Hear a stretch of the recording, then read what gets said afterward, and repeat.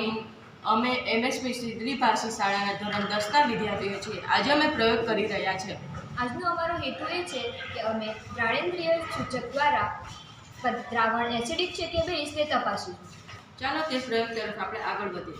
આપણે એક કાપડનો ટુકડો લઈશું. તે કાપડના ટુકડાને આપણે ડુંગળીને સમારેલી છે તેમાં મૂકીશું. તેને આપણે આખી રાત ફ્રીજમાં રહેવા દઈશું. બીજા દિવસે આપણે આ ટુકડાને જોઈશું. આ ટુકડાને આપણે સ્મેલ કરાવીશું. તે મારી મિત્ર કરશે. તમે જોઈ શકો છો કે ડુંગળીને વાસ આવી રહી છે. તે વાસની આપણે આવે છે તમને? હા, ડુંગળીની વાસ આવે છે. તે વાસની આપણે કઈ રીતે દૂર થાય છે ધ્રાણેન્દ્ર ઇન્દ્રિય દ્વારા તે આપણે તપાસણી કરીશું. સૌપ્રથમ આપણે એક કાપડનો ટુકડો લઈશું.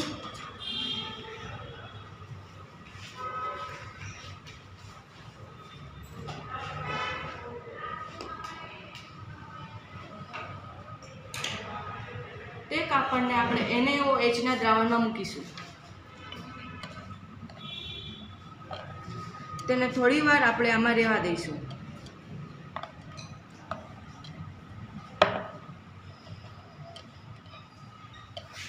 થોડા સમય બાદ તેને આપણે સહેલાઈથી આ કાપડને બહાર કાઢીશું ચીપિયાની મદદથી.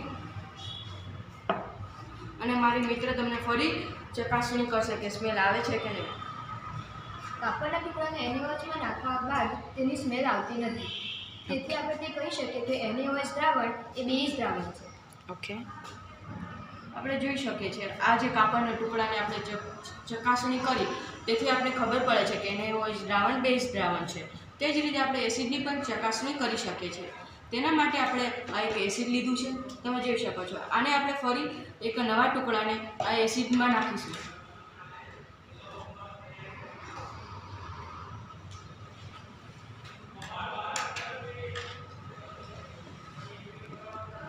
આ એસિડમાં આપણે નાખ્યા બાદ આ ટુકડાને થોડી વાર તેમાં રહેવા દઈશું.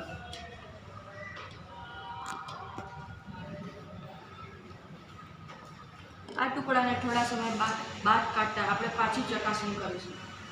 અને એસિડમાં નાખ્યા બાદ તેની સ્મેલ જેવી પહેલાં હતી તેવી તેવી રહી. તેથી કહી શકાય કે આ દ્રાવણ એસિડ છે. તેથી આપણે આજના પ્રયોગથી આપણે ખબર પડે છે કે દ્રાવણ એસિડિક છે કે બેઝ. તેના દ્વારા આપણે ચકાસણી કરી આજના પ્રયોગમાં. Thank you. કોણે દ્વારા ચકાસણી કરી? ધ્રાણેન્દ્ર ઇન્દ્રિય. Very good.